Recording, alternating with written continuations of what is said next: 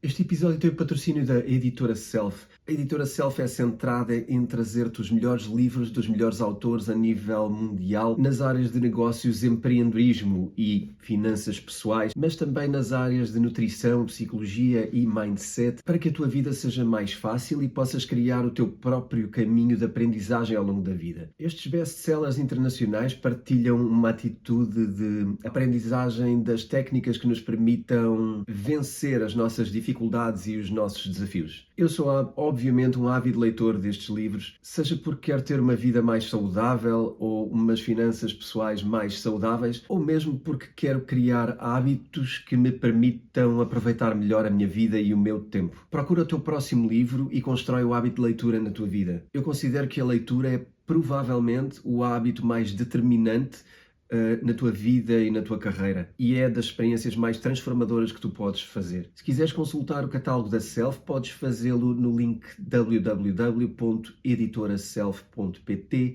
e usar o código de desconto temporada 6 para ter 15% de desconto nos livros da Editora Self.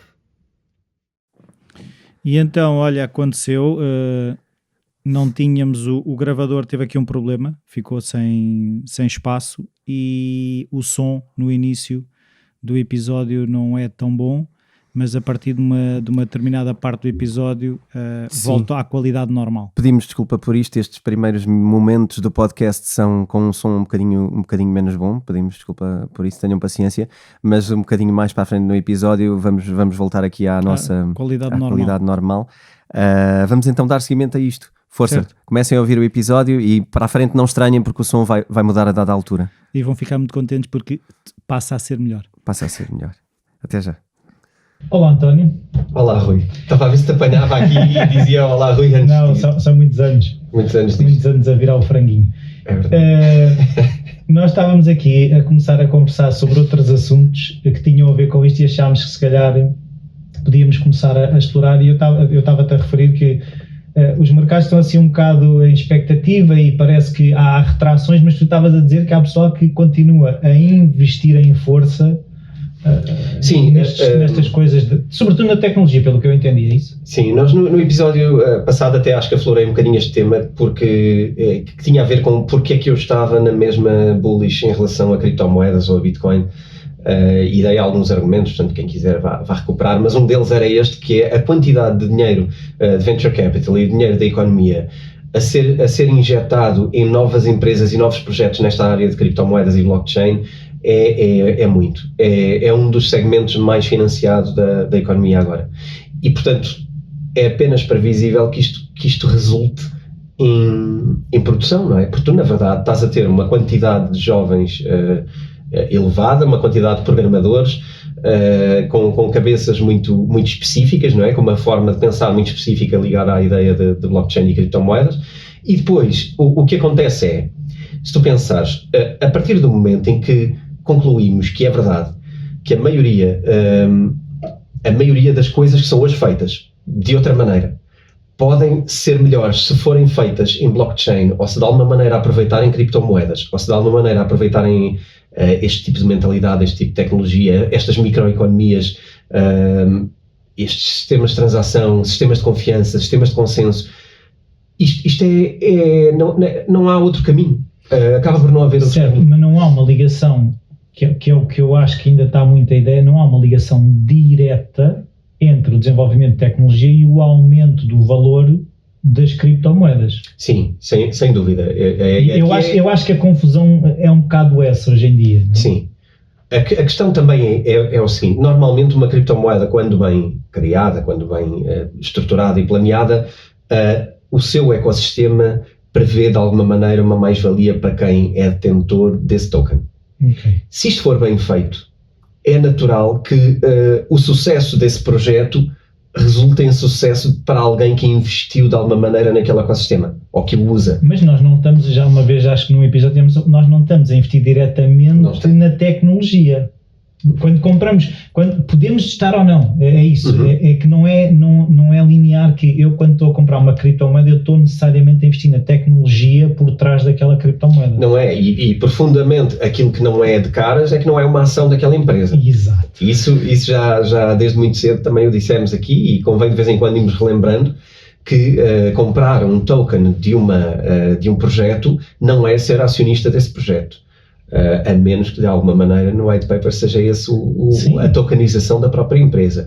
O que na verdade seria uma security e portanto estaria hoje muito, muito claramente ligado a cotações e ao abrigo do SEC, e não é uma das vantagens, não é um dos planos mais populares nas criptomoedas ficar logo refém da legislação e das regras do SEC, que é quem regula securities nos Estados Unidos. Mas sem dúvida nenhuma que não é uma ação, não é necessariamente tecnologia, embora possa até, se calhar é a figura mais próxima, porque na verdade o que tu estás a fazer é investir naquele ecossistema, é dizer que acreditas que ele vai funcionar e é fazeres parte dele de alguma maneira.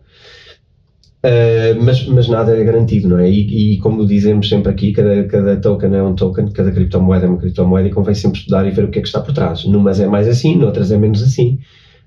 E convém sempre estarmos atentos. Mas uma coisa que eu estava a ouvir, estava a pensar que se calhar mesmo eu faço ainda, ou seja, ao início fiz essa confusão. Hoje em dia está mais claro aqui pelas conversas que vamos tendo, que é uma criptomoeda é uma moeda, não é uma ação, porque às vezes, como há esta questão de eu comprei Bitcoin ou Ethereum ou fosse o que fosse e aquilo subiu, é quase a atitude é a atitude de um investidor de ações. Sim. E enquanto aquilo é uma moeda. E se nós pensarmos, eu ando a comprar dólares ou ando a comprar euros ou ando a comprar outra coisa qualquer, é isso. Sim, no caso da Bitcoin especificamente, podemos até aproveitar para fazer um bocado esta desmontagem e perceber o que é que cada um tem que fazer com um token ou uma criptomoeda. É um facto que a Bitcoin é uma moeda, mas é também um sistema de pagamento.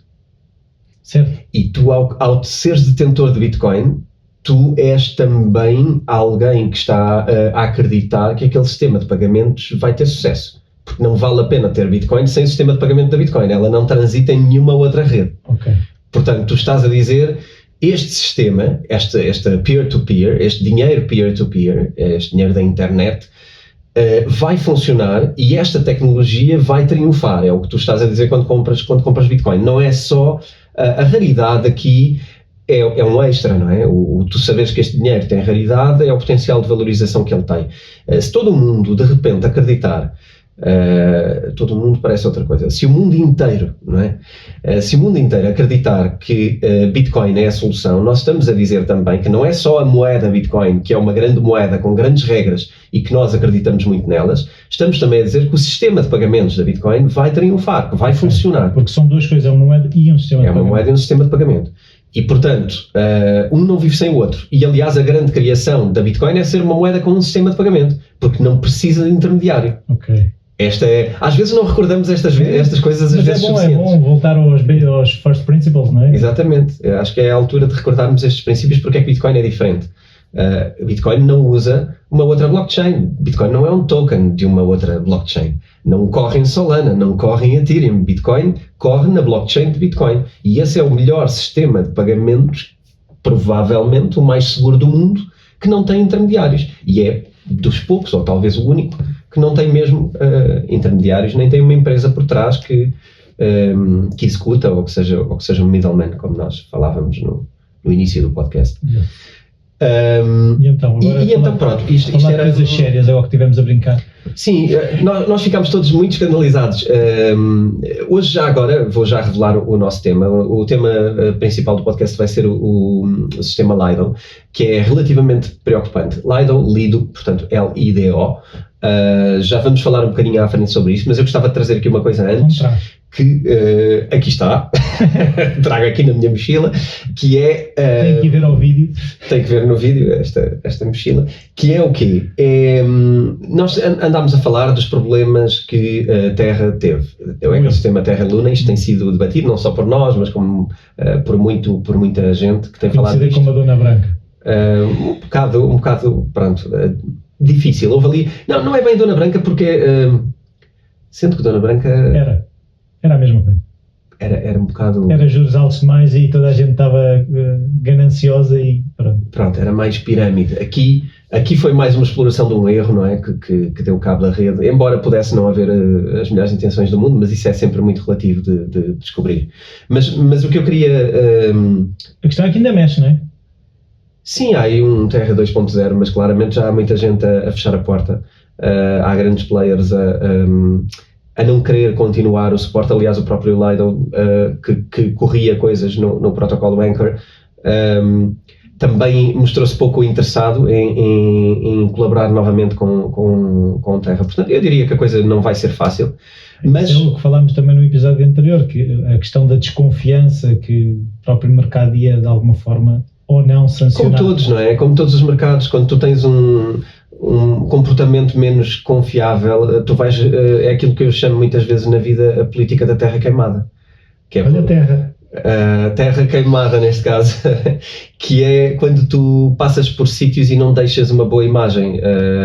És demasiado... Pronto, tens muita vontade se calhar de crescer, de enriquecer, e acabas por queimar possibilidades, não é? E então só deixas um lastro atrás de coisas que já não se repetem, o que é sempre, a meu ver, destruir valor e não criar valor. Yes. Portanto, o que é que eu queria fazer? Esta comparação com, vamos lá, todos estamos escandalizados que de facto as criptomoedas são perigosas. Deixa-me pegar aqui numa coisa que passou muito ao lado de toda a gente, acho eu, no geral. Não me lembro de ouvir falar em lado nenhum sobre isto, mas existia uma empresa na Europa que foi uma das grandes startups e estrelas da Europa, da Alemanha, que se chamava Wirecard. Wirecard. Ouviste falar disto? Não. Wirecard era um sistema de pagamentos que era fintech, revolucionária, com grandes estrelas, foi cotada em bolsa na Alemanha. Eram convidados para tudo o que é disruptivo, portanto eram grandes, ali uns líderes do novo pensamento disruptivo na coisa, cotados em bolsa. Aliás, no DAX, portanto a bolsa elitista da Alemanha, portanto aquelas 20, creio que são 20 ações principais, e eram claramente a estrela tech da Europa durante um período, mas também conseguiram perder 30 mil milhões e enganar uma base de clientes e de investidores brutal. Aliás, um deles continua desaparecido. Eu gostava de fazer aqui uma pequena história à volta disto, porque eu acho que é muito importante que nós entendamos que as empresas têm problemáticas, às vezes têm más intenções, às vezes as coisas correm-lhes mal, mas isto não tem só a ver com criptomoedas, isto tem a ver com pessoas. Então vamos ver como é que também no DAX e na Bolsa e neste outro lado da economia legacy e mais aceito por toda a gente, como é que isto acontece. Então, desde 2019, que estes senhores fizeram a insolvência desta empresa alemã de serviços financeiros e processadores de pagamentos. Portanto, eles estavam num mercado até muito parecido com o mercado que queria apresentar disrupção em relação aos bancos, algo parecido com aquilo que as criptomoedas fazem hoje. Estes senhores, um deles era Marcus Braun, quem quiser pode ir ver esta lenda da alta finança alemã, e o outro senhor que era Mar Salek, eu acho que estou a dizer bem o seu nome. Este seu sócio, enquanto que o senhor Marcus Braun teve o azar de ser apanhado pelas autoridades e portanto está preso, o senhor Mar Salek está desaparecido, porque aquilo que se consegue perceber é que ele, algumas das relações que construía entre empresas eram com generais russos e com algumas milícias, e isto tudo com dinheiro de venture capital europeu, e portanto... E no meio deste processo terá criado o seu processo de fuga, portanto terá conseguido, e hoje estará numa qualquer república das bananas, de onde for. Isso. Mas está melhor do que o lugar está melhor do que o Marcus Brown. Sim, está de facto. Então está morto, não sei. O que é giro também? É giro ver que, por exemplo, esta empresa era auditada pela KPMG por várias vezes e aliás, este senhor, peço desculpa, estou aqui a trocar dois nomes, isto pode ser delicado. Ele era consultor da KPMG, assim é que é, o Marcus Brown. Agora, eles foram auditados várias vezes pela Ernst & Young. Portanto, não deram por nada. Aparentemente não deram por nada, porque as auditorias ao longo destes 4 anos, não encontraram nada de errado no processo. Portanto, pronto, enfim. Uma foi pergunta desta de forma. uma pessoa muito ignorante que sou eu, que é: quem contrata as empresas para a auditoria é a própria empresa, certo? Sim, Então, mas, é assim, há sempre aquela coisa que é: tu na auditoria também não te convém dizeres coisas que sejam muito incómodas, com o risco de não fazeres mais auditorias. é assim, a auditoria por si exige alguma seriedade. Tu seres revisor oficial de contas, que é o que é necessário, teres um revisor oficial de contas para fazer auditorias. A diferença entre um técnico oficial de contas e um revisor oficial de contas é que um pode fazer auditorias, o outro pode fazer contabilidade, auditorias e contabilidade no caso do ROC. É assim, existe aqui um código deontológico forte e existe uma responsabilidade muito grande ao fazer auditorias. Mas alguém foi atrás Agora, da Ernst & Young agora? Não. Pois é. Por isso onde é que está a responsabilidade? Aí é que eu acho que as coisas se tornam mais difíceis, não é? Nós sabemos que os clubes de futebol, por exemplo, têm constantemente auditorias, não é? E sabemos que cada nova direção que faz uma auditoria, afinal a história era outra, não é? É claro que existem aqui processos de fazer a auditoria, mas na verdade a contabilidade é uma coisa relativamente consegue ser criativa nestas empresas e eu acho que lá está, mais uma vez, e eu acho que isto tem tudo a ver com as criptomoedas. Sistemas onde o controle está na mão de pessoas que controlam. Pessoas são humanos e humanos podem falhar. Humanos não só podem falhar, como são corruptíveis. E, portanto, isto é sempre um sistema de controle em cima de um sistema de controle em cima, porque repara, a própria empresa já tem sistemas de controle. Certo. Quando tu pedes uma auditoria, tu também queres muitas vezes validar que estás a fazer bem as coisas, que não estás a falhar, que os teus contabilistas estão a classificar as coisas bem, que tudo está bem classificado e valorizado. E vais pedir esta ajuda externa. A questão é, também isto são pessoas. E as auditorias, muitas vezes, o que emitem é um parecer. Este parecer é muitas vezes vago. Muitas vezes chega ao ponto de concluímos que não conseguimos concluir sobre esta matéria e que, portanto, isto é uma fragilidade da empresa. Portanto, eu não li as auditorias feitas pela Ernst & Young. Aquilo que consta é que foram feitas auditorias ao longo destes anos e que não encontraram este problema. Mas este problema era um desvio brutal de dinheiro, que o dinheiro desapareceu, basicamente. O dinheiro das pessoas desapareceu, literalmente. E enfim, claro que isto é feito com uma incrível engenharia financeira, não é? Com uma capacidade muito grande de manipular processos e de enganar processos, que pode incluir enganar as próprias auditoras que tiveram a fazer este processo. Eu acho, parece-me que a auditora dirá seguramente que conseguiu ser enganada. Parece-me que é o caminho. Mas isto também, o que é que eu trago isto porquê? Não é para difamar auditoras, nem para difamar empresas de outro género, é só para mostrar que os nossos sistemas de controle também não funcionam. E que não é por ser criptomoedas que de repente falha. E que é mais perigoso. Há 1000 tipos de falhas em negócios. Sim. Um deles são os humanos. Sim, é o principal. E ter sistemas de controles baseados em humanos dá nisto também. E, portanto... Então como, assim, o que é que seria uma resposta numa situação destas? Pronto, pegando no universo das blockchains e consensos na rede, imagina como é que estes processos podem fazer para que o humano não seja a peça mais fraca do sistema. Eu acredito muito, com reservas, em termos de até que ponto é que podemos delegar tudo em algoritmos ou em DAOs, por exemplo, mas eu acredito muito que um sistema de controle, de alguma maneira... DAOs é Decentralized... Autonomous Organization. Ok. Que convém, porque nem todas as pessoas ouviram todos os episódios. Sim, nós vamos falar disso aqui à frente. Vamos falar para detalhar melhor, porque o Lido é um DAO. É um DAO. Mas eu acredito muito em sistemas que se autocontrolam e que isso faz parte do protocolo. Acredito muito em organizações que se validam umas às outras. Acredito em avaliações matriciais. Acredito nesta forma descentralizada de tentarmos perceber defeitos nas estruturas. Isto, por exemplo, em cultura organizacional, tem muito a ver com a avaliação matricial, por exemplo, do Ray Dalio, que eu acho interessante, onde toda a gente tem o poder para poder comentar o trabalho de toda a gente e toda a gente avalia toda a gente. Tem valores diferentes, não é? O peso. É assim, O peso da, não, na o matriz, peso da avaliação. No matriz do Rei Dálio, nem todos, a opinião de todos não vale toda ao mesmo. É matricial, não tem a ver com valor. Isto não é um campeonato de pontos. Ou seja, não tem a ver com o valor, tem a ver com a oportunidade de perceber problemas. Se tu tens pessoas que, ok, até podem não compreender a problemática do que tu fazes, mas te dão uma avaliação assim e se explicam da seguinte maneira, isto é que é importante, é uma oportunidade de tu perceberes, não, ok, esta pessoa está-me a avaliar assim porque não percebeu que eu tenho outra problemática e já agora aproveito e vou explicar, que também é um ganho.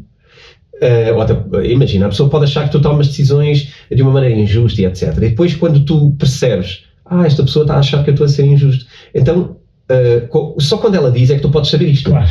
E quando ela diz, tu tens uma oportunidade de ir expor a tua dificuldade e porque é que isto é assim. E às tantas, das duas uma, ou tu expões e até corriges a tua postura, ou tu expões e de facto a pessoa percebe que não há muitas outras formas de fazer isto que não sejam aquela. Okay. Portanto, são oportunidades para toda a gente crescer. Portanto, não tem propriamente a ver com toda a gente avaliou e agora ele perdeu, tem mais a ver com como é que todos entendemos melhor o trabalho de todos e as dificuldades de todos e a opinião de todos sobre a matéria. E eu acho que esta descentralização traz uma coisa espetacular, que é uma oportunidade de crescimento para toda a gente. Sim. E uma responsabilidade de crescimento. Claro. Não basta ficarmos a dizer mal, porque numa organização tradicional de cima para baixo, tu podes ficar a dizer mal, porque ninguém te vai ouvir e podemos sempre chorar que não nos ouvem. Numa organização que consiga ouvir ou consiga criar ou ser curiosa, já não vale estarmos a chorar no quarto, não é? Sim. Queremos chorar, choramos ali e é para mudar. E eu acho que isso é bastante difícil de construir, mas eu acho que é para onde devemos todos tentar caminhar. E isto em termos de organizações eu vejo a mesma coisa. Há algo que responsabiliza as pessoas, que as faça entender mais daquilo que estão a fazer e não ser algo onde um manda e outros obedecem. E organizações como nós temos hoje funcionam muito mais de um círculo de controlo. Ou seja, há um círculo de poder que decide e depois quando muito cria-se outro círculo de poder que avalia este círculo de poder e quer dizer, o que é que vais fazer a seguir? Criar o outro círculo que avalia o outro círculo que avalia, não é? Ou seja, vais criar uma auditora para a empresa da auditoria para ver se ela auditou bem. É uma segunda opinião. Sim. Isto é interminável, não é? Isto não dá. Não funciona. E eu acho que esta coisa de ter sistemas de consenso e de teres um pensamento mais em blockchain, acho que pode ajudar à transparência, que isto não ajuda nada. Não ajuda. Porque depois tu tens coisas escondidas e só quem tem acesso é que controla.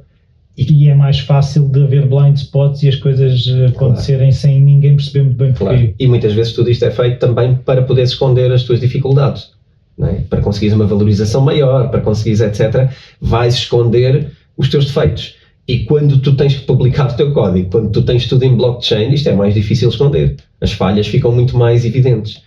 Então, pronto, eu vejo aqui esta mentalidade como algo que as empresas vão ter que absorver de alguma maneira. Acho que isto vai ser um bocado o futuro também. Enfim, isto é um comentário lateral, só para vermos como é que um gigante foi até elogiado pelo governo alemão e etc. E criou todo um ecossistema de fintech empresarial na Europa e foi líder deste pensamento e de repente desapareceram mais de 2 mil milhões em conjunto com o senhor Marsalek, se é assim o nome dele. Bom, então agora sim, vamos lá abordar aqui o Lido, que é o tema principal. Do episódio de hoje. Eu deixo desde já um aviso relativamente ao Lido. Eu sinto que é daquelas coisas que temos que falar aqui, precisamente porque é mais um daqueles sistemas que parece-me espetacular, parece-me bem pensado, parece-me altamente disruptivo. Bom demais para ser verdade? Pois, parece-me que mexe com coisas que são extremamente frágeis e eu tenho algum desconforto. Portanto, falarmos disto, eu quero que seja claro que falarmos disto não significa minimamente que estamos a encorajar a que isto é uma coisa que devem fazer ou que devem usar. É muito mais uma descrição de uma coisa que existe, para que todos saibamos que existem, falar do bom que isto pode trazer em termos criativos e em termos económicos, mas do risco que está aqui em causa. E a primeira coisa que eu queria dizer, e que isto é um alerta muito grande para mim, temos falado da nova implementação de Ethereum. Já ouviste falar disto? Sim. Fizemos o episódio anterior. Exatamente. E isto levou-me também a investigar um bocadinho à volta do novo POS de Ethereum. E neste caminho já queria falar de Lido antes, porque é uma ideia muito revolucionária, é de facto uma coisa nova. Mas por outro lado, cruzei-me com Lido novamente quando estava a ver o Proof of Stake e a questão é, existe já muito Ethereum em stake hoje, que é o chamado stake para Ethereum 2.0, que é quando o Ethereum implementar o Proof of Stake em vez de ter Proof of Work. E não é a Lido que tem uma grande percentagem desse stake? Pois é, nós já falámos então disso aqui de leve, não é?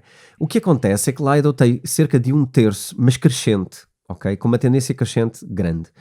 1/3 de todo o Ethereum staked está nas mãos do protocolo Lido. E isto, já vamos aqui desmontar como é que depois Lido gera isto, que nodes é que tem, o que é que não tem, como é que isto é feito, que validadores é que tem, mas só por si isto é bastante preocupante. Mas qual é que é o interesse da Lido em ter a maior parte do stake, ou uma grande parte do stake de Ethereum? Lido criou uma coisa, então vamos a isto. Há aqui 3 senhores, os nomes não são fáceis, eu vou-me esforçar. Konstantin Lomachuk, desculpa, pois, eu bem dizia que não eram fáceis. Konstantin Lomachuk, Vasily Shapalov e Jordan Fish. Este sim é muito mais fácil dizer para nós aqui.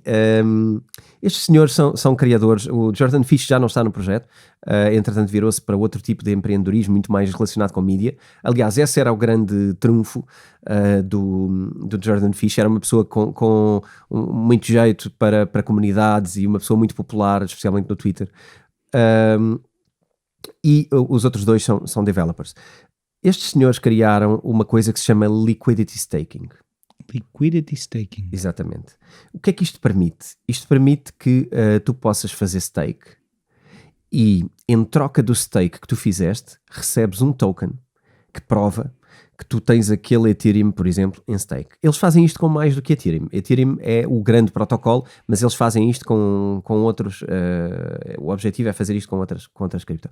E, portanto, basicamente o que é que fazes? Tu fazes stake com eles, portanto, vais à Lido, instalas a Lido e fazes stake dentro dos protocolos deles. Eles emitem-te um STETH, no caso, se for Ethereum, portanto é stake de Ethereum, STETH, e depois existem alguns outros protocolos DeFi onde tu podes usar o STETH como um ativo, nomeadamente o FTX. Portanto, é um grande exchange, para quem não conheça, dê uma olhada, o FTX é um grande exchange, e que também iremos mais à frente falar sobre ele, mas aqui o que acontece é que tu, na verdade, estás a fazer stake, mas tens o teu dinheiro disponível na mesma, para fazer algum outro tipo. Sim, porque tens o token que eles emitiram. Tens esse token. Ou seja, eu tenho o Ethereum trancado, mas tenho um token. Tens um token que depois podes fazer algum tipo de...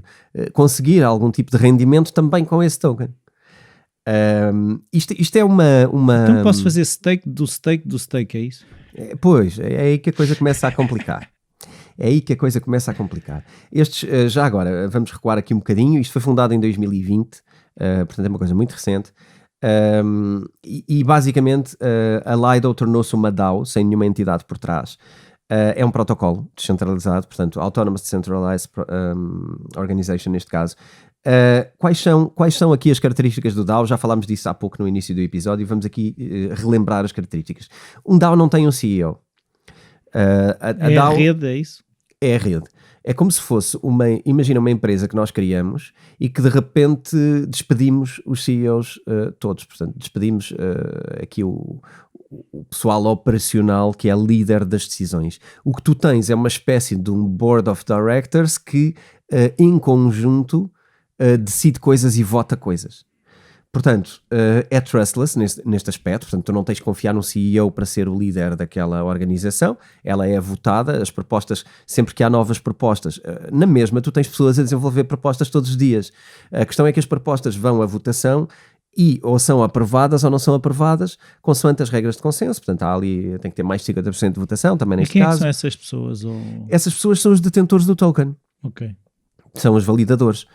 Por isso, aqui, lá está, como falámos no início sobre o que é que temos quando temos um ativo, muitas vezes o que temos quando temos um ativo é um direito de voto. Direito de voto. que é como se fôssemos um acionista. Certo, Aqui, certo. mais uma vez, não temos parte do rendimento, mas temos parte das decisões. Aqui votamos nas decisões. E, portanto, é a ideia do DAO. É trustless. Tem outra coisa, não pode ser... E isto é muito interessante no mundo atual. Isto não pode ser fechado, isto não pode ser cancelado, isto não pode ser... Como?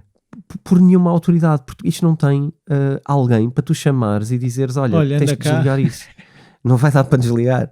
Isto para já é um proof of stake totalmente disseminado pelo mundo todo, não é? Portanto, tu não tens sequer a autoridade para fazer nada em lado nenhum. Tu não tens quem chamar para alguma coisa que queiras fazer. Portanto, Isso é a lógica da Bitcoin também, não é? É uma lógica da Bitcoin no sentido em que as pessoas que gerem a rede são descentralizadas e não podem ser intimidadas, condicionadas. Eu acho que condicionadas é a melhor palavra para isto. É muito difícil condicionar uma DAO. Neste momento não creio que haja como. E Mas depois, deve haver pessoas a pensar nisso. há pessoas a pensar nisso, não tenhas dúvidas. Há muitos. E depois há outra coisa que é open source. Ok. Ok, pronto, tens de trazer a parte da transparência, não é? Isto são as características normais de uma DAO. Portanto, existe aqui basicamente é uma decisão de uma forma muito transparente. Enquanto nas outras empresas a informação está fechada porque só votam alguns, os outros estão do lado de fora e até podem ser acionistas, mas não têm direito a acesso à informação. Aqui é o contrário. Tu, para teres votos de isto vai ou não vai, tens que, de facto, ser transparente e mostrar o que é que está em causa e como é que tudo funciona. Isto lá está, falávamos de organizações descentralizadas, de formas diferentes de organização cultural, até de empresas. Sim, sim. Isto é uma expressão avançada disso. O que é que são aqui coisas más que já agora podemos identificar numa DAO? A DAO tem uma dificuldade que é, não há segredos do negócio. Pois. Porque tu tens que ser transparente em relação a tudo. Sim, e então facilmente alguém pode replicar aquilo que tu estiveres a fazer bem, não é? Sim, há essa parte. Portanto, aqui tudo o que tu faças de alguma maneira é exposto e, portanto, mais imitável. Por outro lado, já falámos aqui também algumas vezes sobre copiar ideias. Em que mundo é que estamos e sobre copiar ideias, que eu acho que tem mais a ver com o que é que vais fazendo a seguir, não é? Se continuares a ser bom, vai ser muito difícil estar-te sempre a imitar, não é? Não, e a questão um desafio. se tu estás só a copiar, tu não sabes criar, não é? E estás sempre à espera que o outro lance uma coisa nova para poder evoluir. Sim. E vais copiar os erros também e da pior maneira, e portanto não é, mas é um facto, é imitável, muito mais imitável. Não há segredos, não há a segredo é a alma do negócio, aqui não existe. E também tem outra coisa que é, de alguma maneira, por ser tão transparente e tão público, é mais facilmente atacável, é mais potencialmente atacável. Tu sabes os sítios por onde podes atacar. Sim. Pronto, isto são algumas das características de um DAO. Mas o facto de ser descentralizada não compensa essa fragilidade em termos de segurança? Tens uma coisa que cada vez é mais comum, que é, mesmo quando estás em desenvolvimento, existem os bounties, existem formas de tu teres white hackers, não é? Que são pessoas que basicamente descobrem erros no teu protocolo e, em vez de o destruírem, decidem corrigir, avisar-te das coisas. E aliás, o próprio Lido já teve bounties assim, já teve paragens e já teve detecções de erros graves, que vamos falar à frente, e daí a desconfiança sobre este tipo de projetos. Mas deixa-me só dizer, já ouviste falar de um DAO que se chamava The DAO mesmo? Eu lembro-me de ver lá escrito em qualquer lado na aplicação que uso. The DAO foi o primeiro DAO, que na verdade foi o primeiro projeto de Ethereum. Ah, é? Yeah. Agora vamos fazer uma colagem. Já ouviste falar do Ethereum Classic Já. E do Ethereum? Disclaimer, eu tenho o Ethereum Classic. Pronto, então vamos lá. Não sei porquê. Aquilo... Vamos lá ver. Uma desgraça. Esse primeiro DAO é o porquê de tu teres um hard fork e teres um Ethereum Classic e um Ethereum que é o Ethereum de hoje, o popular. O que é que aconteceu? Basicamente, o DAO foi uma Decentralized Autonomous Organization que falhou no protocolo, perdeu-se uma quantidade brutal e foi tipo um hack bem sucedido ao Ethereum. E depois o Ethereum que existe hoje, do Vitalik Buterin, decidiu reverter para trás o erro e eliminar aquilo que o DAO fez, porque perdeu tipo uma quantidade brutal. Creio que na altura cerca de 1/3 dos tokens de Ethereum foram perdidos para essa DAO. O Ethereum Classic decidiu assumir esse erro, que isso fazia parte da história e que não podíamos ir manipular a blockchain porque isso punha em causa os princípios de uma blockchain. E, portanto, decidiu continuar a partir daí. E com esse fork ficámos com o Ethereum e com o Ethereum Classic a partir desse dia. Portanto, o DAO o da DAO foi o primeiro DAO e correu mal. Os DAOs têm estas coisas, não é? Estamos a falar de uma coisa muito... Isto é quase uma inteligência artificial gerida por humanos. É uma coisa assim, um mix muito grande. Eu acho que vamos ter muito disto na nossa sociedade para a frente. Vamos ter muito disto. Mas eu acho que estamos a dar os primeiros passos ainda. É preciso ainda vai ter que evoluir muito, não é? Algum cuidado. Então, o que é que acontece? Vamos voltar aqui ao Lido. É um Liquid Staking Protocol que basicamente emite este token e te permite, em vez de teres uma criptomoeda presa, tu continuas a ter o Ethereum preso e, portanto, está staked. Atenção, quando eu digo preso, é porque há aqui dois motivos. Primeiro, o Ethereum, enquanto não passar a POS, todo o Ethereum staked está staked e não pode ser tirado. E isto é relevante. Porque tu, na verdade, tens visto ser adiado constantemente. Sim, nós falámos nisso. Pronto. Já existe aqui um... Não era em julho do ano passado? Eu creio que em julho do ano passado não sei se era esta implementação, agora teríamos que recuar aqui nos episódios e ver. Mas havia qualquer coisa. Mas já era para ser no ano passado alguma coisa, passou para março deste ano, de março deste ano passou para agosto, mas já se fala em outubro. Isto, na verdade, isto está para acontecer há muito mais tempo. Isto já há anos que se fala disto. A questão é que, pronto, já falámos aqui das dúvidas do Vitalik e de como é que tudo isto é difícil para ele, e o Proof of Stake de facto tem aqui dificuldades. Então neste momento quem fizer stake de Ethereum é até o Vitalik decidir que aquilo está a funcionar, está trancado. Sim, a menos que use o Lido Protocol, que permite o quê? Aqui também podes fazer uma coisa, que esta é uma solução que tu tens agora para fazer stake de Ethereum lá, mas tu podes reverter a situação, tu podes ir buscar o teu Ethereum de volta. Porquê? Não porque tu consigas tirá-lo de facto do protocolo, mas porque existem liquidity pools, como a Curve e outras, que permitem que tu consigas liquidez suficiente de Ethereum entregue neste protocolo, que tu possas tirar uma parte. Ou seja, aquelas pessoas, claro que se tu tiveres uma quantidade louca de Ethereum não consegues ir buscá-lo lá porque não há liquidez para isso. Mas se tu tens uma quantidade pequena, tu consegues tirar alguma de volta e portanto é quase tu poderes fazer um unstake quando na verdade não existe um unstake. Okay? Esta é uma das formas como o Lido contorna a dificuldade. Portanto, aqui traz valor para as pessoas, não é? Porque eu posso fazer stake ali, porque se eu precisar de alguma coisa eu posso buscar. Com isso? A Lido ganha uma margem sobre todo este stake, não é? Mas também tens esta parte de poderes ir buscar este token e com esse token poderes pô-lo também a render. Portanto, tudo isto é uma engenharia financeira, isto é claramente DeFi. Mas eu posso converter esse STF noutra coisa? Ou tenho que fazer stake? Tu podes trocá-lo, e inclusivamente este STS... eu posso trocar, imagina, eu posso fazer stake de Ethereum, trocar por STS e comprar Ethereum? Podes, sim, porque com este STS tu vais buscar Ethereum sempre que queiras, porque a troca é de 1 para 1. Está aqui uma promessa de 1 para 1. Portanto, tu hoje pegas nesse STS, mas quando quiseres trocá-lo para Ethereum, havendo liquidez no mercado, as pessoas vão trocar porque sabem que esse STS vale 1 Ethereum assim que o Ethereum seja libertado. Ok? Quem tem o STS, na verdade, tem uma promessa de Ethereum daqui a X tempo, que é quando o protocolo libertar e de facto implementar o Proof of Stake no Ethereum. Portanto, é como se fosse uma opção, um futuro, não é? Uma coisa deste género. Então, o que é que acontece? Obviamente isto procura gerar uma procura orgânica, porque o STF à partida tem uma procura. Tem outra coisa, o STF não tem um valor estável.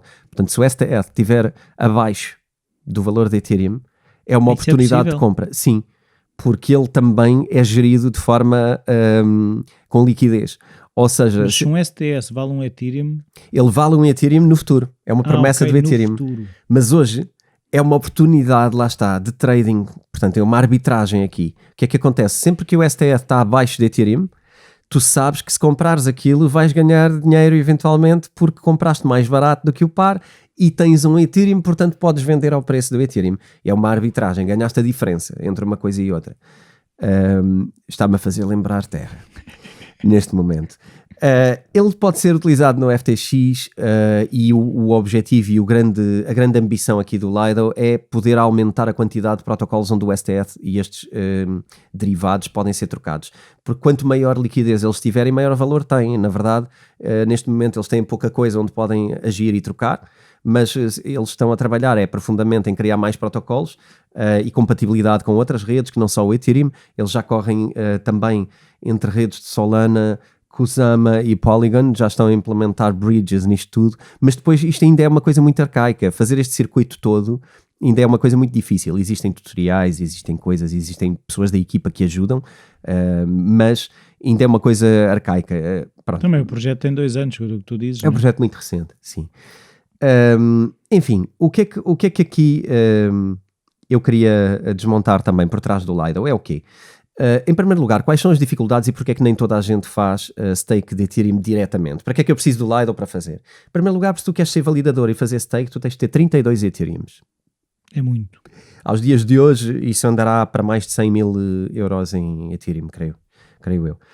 E, portanto, nem toda a gente pode ser um validador de Ethereum. E para fazer stake, o que tu tens que fazer é juntar-te a quem faça stake.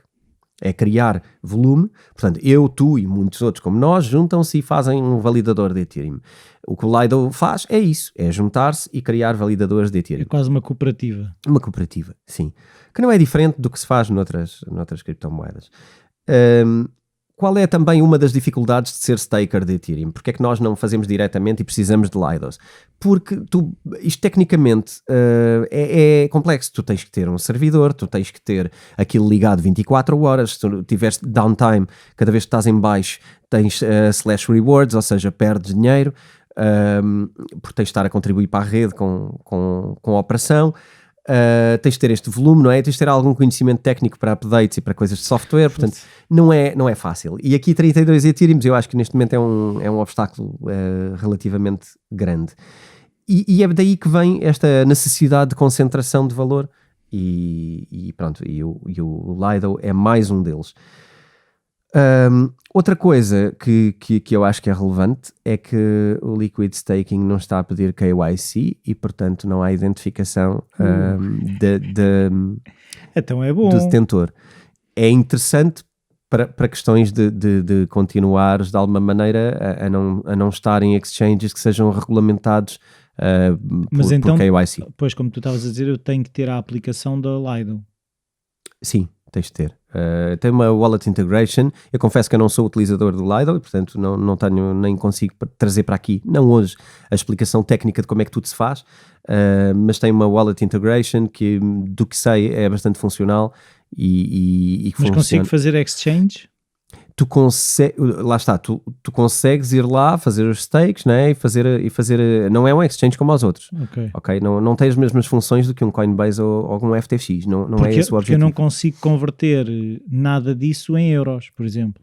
Não é isso, não é por aí, não há conexão com contas bancárias. Pois, por isso é que não tem que haver... Exatamente, não.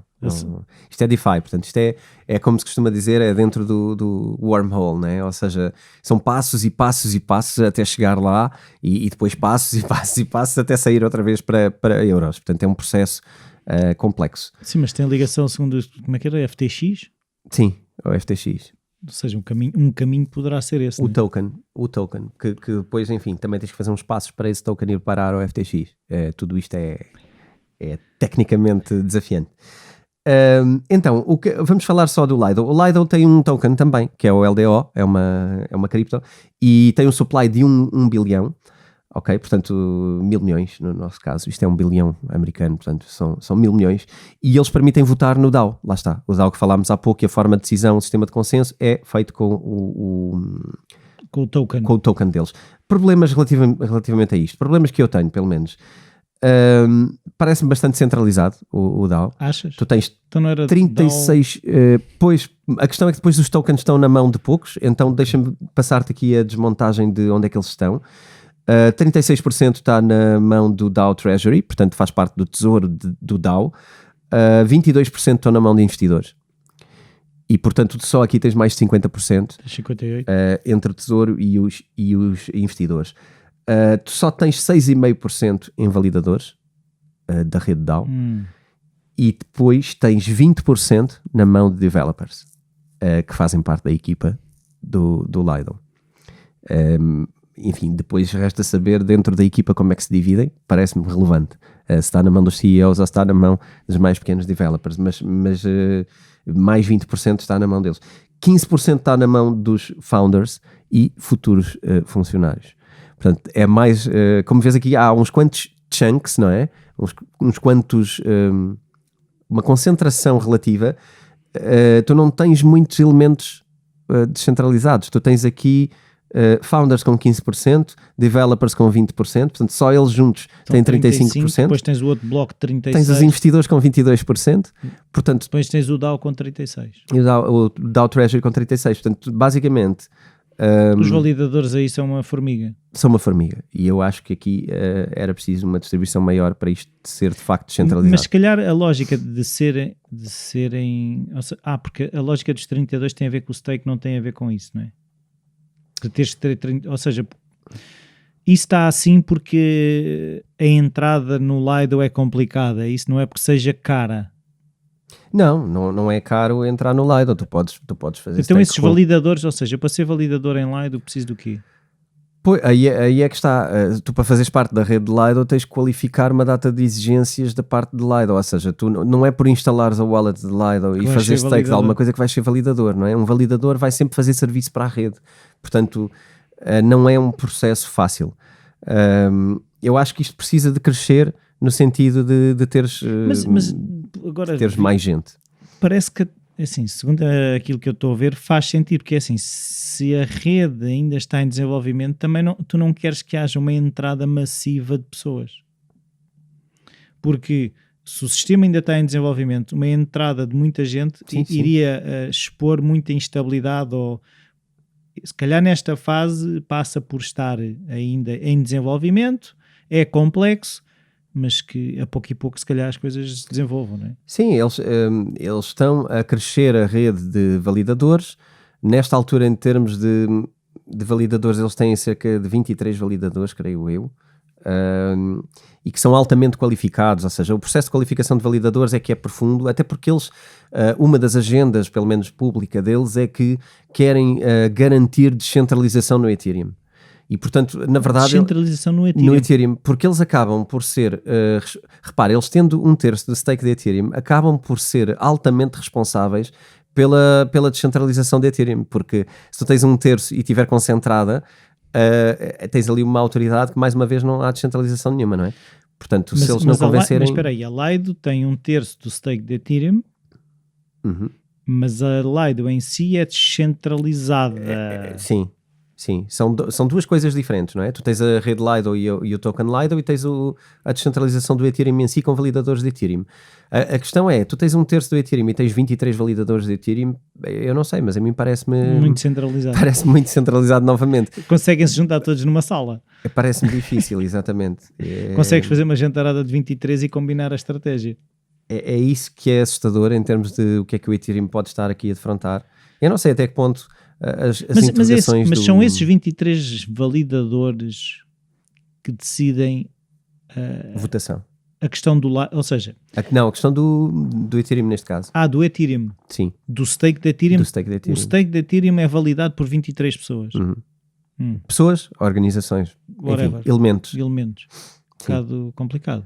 Parece-me centralizado e parece-me que... Mas isso parece quase um ataque ao Ethereum. Sim, sendo que aqui a promessa é o oposto, é de que nós queremos ajudar a descentralizar Ethereum. Portanto, eu não sei.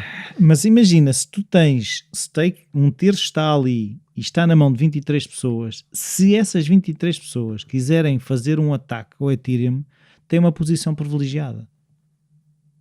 Sim, tem. Porque, de alguma maneira, estão associadas, não é? E portanto... Elas não tens um validador, por exemplo, sei lá, em Solana, um em Lido, eles não estão espalhados, não é? Não, aqui existe um grau de concentração. Por isso é tão complicado olhar para isto e não ver que isto de alguma maneira está a condicionar Ethereum ou o Proof of Stake de Ethereum. E será que o Vitalik não está a tentar perceber de que forma é que consegue dar a volta essa questão? Porque é uma posição muito dominante, 1/3 é uma posição muito dominante sobre a coisa. Pois é, e repara, se toda a gente desatar a vender o STS, isto é um descalabro total. Pois é. É um descalabro total. Isto vai pôr o Ethereum em causa. Isto é... Eu vejo aqui... Por isso, enquanto o por todo lado. Vitalik andar a aguentar a questão do stake, ele não tem que lidar com esse problema. E ele pode estar a pensar em soluções, ou seja, eu quero resolver aquele problema antes de pôr o stake a funcionar. Mas ao que parece, quase que quanto mais tempo ele esperar, maior vai ser a percentagem de stake de Ethereum que a Lido vai ter. Porque a Lido, pelos vistos, tem essa agenda. Se tem essa agenda, vai continuar a aumentar. E quanto mais ele adiar, maior será o número. E agora? Como é que é? Um catch-22, não é? Tipo, é preço por ter cão e preço por não ter, não é? Sim, é difícil e eu tenho até algumas reticências, porque eu diria que estas dificuldades do Vitalik em avançar e as dúvidas que ele tem tido e as conversas que ele tem tido sobre a descentralização e de que gostava de ver o Ethereum aproximar-se mais de uma versão de Bitcoin do que daquilo que os stakeholders hoje acham que deve fazer, eu acho que há aqui uma associação entre isto e eu acho que isto é um exemplo das dificuldades que ele possa ter quando tu planeias uma coisa para ser descentralizada e de repente o que percebes é que tens uma grande probabilidade de centralização. Sim, sim. Porque alguém decidiu apostar na tua descentralização de forma centralizada. E repara, o que eu tinha aqui uma notinha que agora estava a olhar para ela. Existem aqui expectativas e probabilidades grandes de que a quantidade do Ethereum staked neste protocolo possa atingir quase 50% do Lido. Do Ethereum. Não, mas esse protocolo de Lido... Sim, do Lido. Possa atingir quase 50% do Ethereum staked. Isso é um perigo. E isto de repente tu tens aqui um protocolo, não é? Um DAO, que é através dele que E a minha cabeça está agora condicionada a centralização ou não de Ethereum. O que é que estás a pensar? Um plano maléfico, porque olha lá, não foi um DAO no início de Ethereum, antes do fork, que gerou esta questão toda?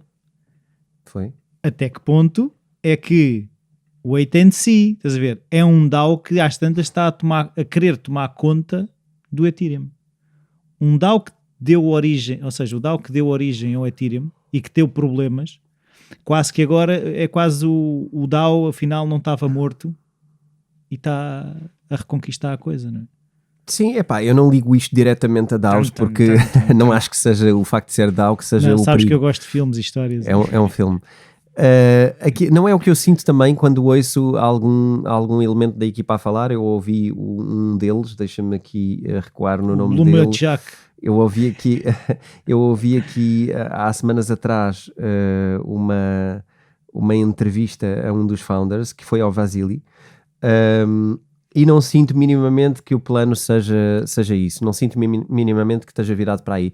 É claramente uma mente developer e está virada para criar protocolos e criar tamanho e dimensão nestas possibilidades, um mundo de possibilidades no que tu podes fazer com tokens e compatibilidade e etc. Mas é assim, nem interessa muito se for intencional ou não intencional, não é? O que interessa é que pode acontecer.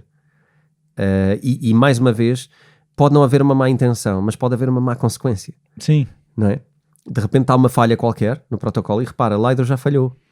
E além disso é assim... De repente tu podes ter uma perda total até desse Ethereum. Tudo depende de como é que as coisas estão feitas. Ou seja, o Ethereum que está em stake em Lido pode desaparecer? Ele está stake em Lido. Se houver falhas que possam ser exploradas no protocolo, tudo pode acontecer. Tudo pode acontecer. Existe um risco elevado e o próprio developer diz há inúmeros riscos de inúmeras origens diferentes. Enfim, eu quando vejo uma coisa a ganhar muita dimensão, isto faz-me lembrar quando a gente pega no nosso investimento todo e mete no mesmo cesto, não é? Exato. A possibilidade de correr mal é muito alta, a nossa probabilidade de errar é muito alta E estes protocolos, então, depois de acontecer o que aconteceu com a Terra Luna, não é? Que previa também, de alguma maneira, conseguiu aglomerar um valor muito grande numa coisa, numa ideia. Aqui parece-me que estamos a brincar com o fogo. Eu vejo aqui Lido ligado a Ethereum de uma maneira que me preocupa. Exato. Que me preocupa não só com quem esteja a investir em Lido, porque Lido pode claramente ser explorado de alguma maneira, e Lido também promete ganhos, não é? Porque na verdade é isto, vamos atrás dos ganhos, vamos atrás de ganho fácil e de ganho sem esforço, não é? Vou fazer stake ali para já porque não tenho responsabilidade, dá-me liquidez. Ainda me dá liquidez, ainda posso alavancar, isto soa-me totalmente à alavancagem, não é? Porque eu ponho uma coisa staked, mas tenho-a na mesma, não é? Eu tenho uma coisa presa, mas afinal... essa coisa noutra coisa. Depois com essa coisa vou gerar coisas. Isto está sustentado em cima do quê, não é? Começo a sentir aqui que estou a caminhar sobre nuvens. Isto aqui parece muito pouco palpável. E depois, quando olho para o lado, estou a ver Ethereum aqui a derrapar. E portanto, eu hoje vim para aqui, confesso, vou-te já dizer, eu vim para aqui com algum peso, porque vim falar de uma coisa que me traz alguma angústia. Não, é que uma coisa, estourar Terra-Luna ou estourar Ethereum não é a mesma coisa. Sim, não é. Não é a mesma coisa. Não. Haver aqui um problema com Ethereum, isto vai levar anos e vamos ver o que é que se recuperava. Portanto... Sim, porque a quantidade que a gente já tem falado de protocolos e de coisas que já estão a funcionar em rede de Ethereum, claro que existem os Ethereum Killers que poderiam aguentar algumas coisas, mas Ethereum continua a ser a segunda grande moeda, não é? Sim. Sabes que eu à medida que estamos a falar...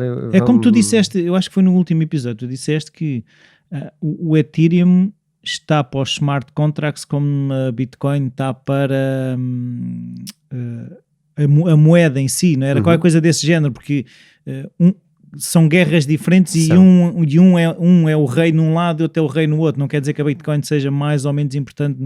São campeonatos diferentes, sim, sem dúvida. Aqui o problema... E eu se calhar até quase em jeito de fecho para irmos pensar esta semana. Que eu fico com muita coisa. Eu quase que arriscaria. Eu não gosto de tomar posturas radicais e quem ouve este podcast sabe isso, não é? Mas eu quase que diria que, à luz do que sei hoje, eu até acho que talvez Ethereum não devesse passar para Proof of Stake. Eu acho que isto está a ir para um caminho complicado. Eu estou a ver aqui... E pode não ir? Eu acho que pode não ir. Eu não não há sei promessas de nada, certo? Não, o Vitalik não está obrigado a levar isso para a frente. Mas há aquela dificuldade, não é? Lembras-te do episódio dos Ethereum Killers? Eu agora remeti ao pessoal para ir ouvir já agora. Aconselho a ir dar uma olhada novamente ao episódio do Ethereum Killers. Eu pelo menos às vezes até faço isso na minha vida e nos podcasts que eu ouço e nas coisas que eu consulto. De vez em quando eu vou pegar de volta naquilo e até faço velocidade 1.5 ou algo do género para recordar, e eu dou uns saltos para recordar algumas ideias principais. Eu acho que Ethereum está aqui numa sala que tem algumas portas. Na verdade tem toda a decisão do seu lado, mas existem algumas portas, mas elas implicam coisas. Uma pode implicar perder a relevância nestes protocolos de velocidade e de ser a moeda, ser a grande plataforma dos tokens mundiais. Do outro lado é perder a confiança, e pode-se perder totalmente. Eu quando olho para estas coisas eu penso que a fragilidade de Ethereum é fazer um dia uma escolha errada. E isto deve ser uma pressão gigantesca, não é? Enorme, porque voltar atrás é muito pior, não é? Eu aí preferia que o Vitalik dissesse, olha, vamos reequacionar isto tudo e se calhar não é por aqui. Preferias que eu dissesse, se calhar esta decisão de Proof of Stake não é... Porque no dia que passar mesmo para Proof of Stake, porque já existe, não é? Já existe Proof of Stake. A questão é que tu ainda não tens uma fusão das duas redes. Ainda estão a funcionar em redes separadas. Temos a Beacon Chain, que está na parte do POS e que vai fundir numa data futura, que é a tal, onde vão convergir as duas blockchains e a partir daí passa... Mas a partir do momento em que isso aconteça, o risco dos leidos da vida passa a ser real. Aí voltar para uma blockchain parece-me bastante difícil. E portanto eu quase que estou... de vez em quando alguém fala sobre... existe uma expressão, não é? Centralized trash, tipo, isso é lixo centralizado, e muita gente fala disso, em que tudo o que é POS é lixo centralizado. Eu não sou fundamentalista desta ideia. Mas qual é a lógica disso?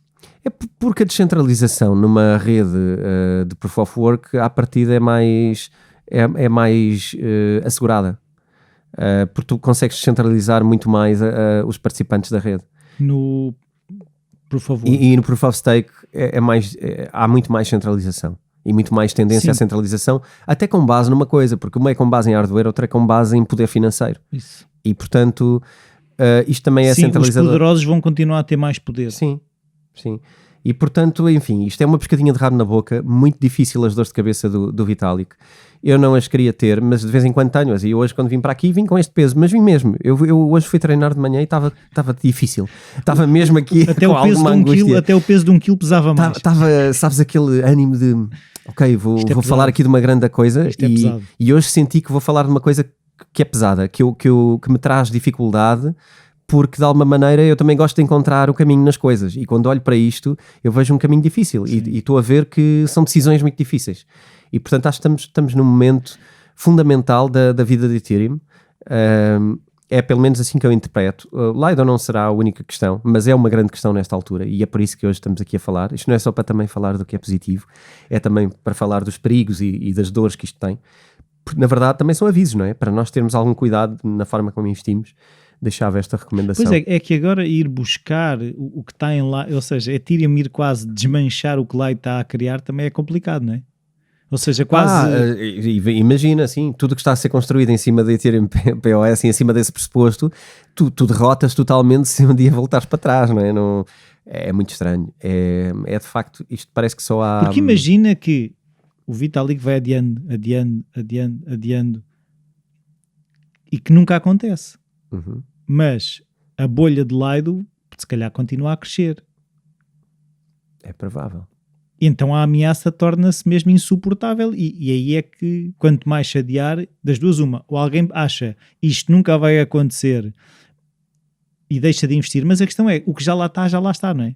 Já não sai de lá. Sim, sim, quer dizer, não há, lá está, historicamente já se reverteu a blockchain do Ethereum, não seria inédito andar para trás numa decisão. E de alguma maneira procurar libertar esse stake de Ethereum ou reemiti-lo de alguma maneira, quer dizer, isto não seria inédito em Ethereum. O que está em stake era reemitido de outra forma. Por exemplo, isso foi feito, não é? O Ethereum Classic não reemitiu nada e o Ethereum reemitiu os tokens perdidos e portanto... Então o Classic deveria valer mais. Há quem seja maximalista, se assim se pode dizer, do Ethereum Classic. Existe muita gente existe esse grupo de pessoas que acha que o Ethereum Classic é o verdadeiro Ethereum. E eu não consigo dizer que não é. Eu não consigo dizer que não é, porque na verdade, a partir do momento que revertes uma blockchain, qual é que é o dia em que nunca mais repetes a mesma coisa, não é? Tu já fizeste uma vez. E podes voltar a fazê-lo. Qual é a promessa de que nunca mais vais fazer a mesma coisa? Não há uma grande promessa, não é? Se calhar é só haver... qual é o risco de reverter? Não é o risco, é a consequência. Então qual é que é a consequência? A consequência é uma perda grande de credibilidade. É uma perda... Mas não aconteceu. Na altura aconteceu. A questão é que eram outros tempos.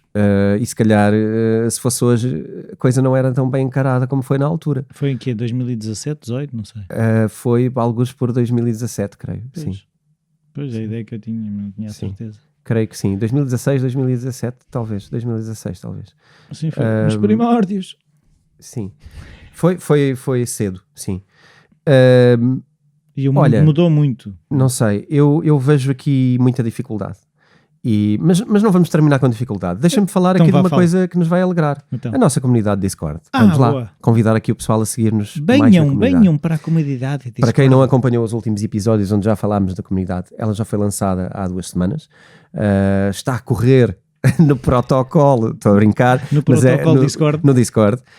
Portanto, quem não conhecer a aplicação, nós também vamos dar uma ajuda nisso e vamos pôr um vídeo que explica como é que podemos lidar com o Discord. Mas basicamente, eu falo disto e puxo muito por isto porque a mim eu sou muito resistente a instalar aplicações no meu telemóvel. E, portanto, mesmo para quem não o queira fazer, existe uma versão web podem aceder através de desktop e podem aceder através do computador e, portanto, funciona perfeitamente. E, aliás, é onde se consegue tirar o máximo partido do Discord, é no computador. O que é a nossa comunidade Discord? Basicamente, nós queremos juntar estas pessoas que nos acompanham há muito tempo, estas pessoas que nos enviam os comentários, que nos fazem as perguntas, que têm aquele espírito de Bitcoin Talks, aquelas pessoas que eu acho que já partilham desta forma de estar nas criptomoedas, que não estamos aqui para ser melhores uns que os outros, não estamos aqui para fazer trading e sermos chique espertos do eu fiz isto e fiz aquilo. Não é sobre isso. O nosso Discord, se procuram isso, não se inscrevam, não vale a pena. Não vamos estar aqui a comparar quem é que fez o melhor negócio da semana. Não é sobre isto.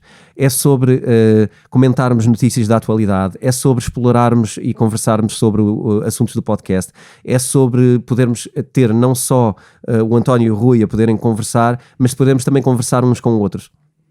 E em alguns webinars que eu já fiz em resultado do meu curso e etc., surgiram conversas interessantes, surgiu entreajuda, pessoas que estão a aprender coisas um bocadinho diferentes de outras pessoas e nesta altura não podemos esperar que nós aqui os dois possamos primeiro falar sobre tudo, porque é impossível, está a acontecer tudo ao mesmo tempo, e segundo, que sejamos os melhores do mundo em tudo, não é? Sim, as pessoas têm interesses particulares e o que eu também percebi desses webinars é há pessoas que têm mais interesse para uma determinada coisa, outras pessoas têm determinado interesse para outras e elas cruzam a informação de, olha, sim, eu já andei a explorar isto e isto, é aquilo e o outro. Sim, queremos uma comunidade de pessoas que sejam humildes, que ajudem uns aos outros, estejam disponíveis para contribuir. Não é só ir lá e fazermos perguntas, é ir lá e ajudar a dar respostas.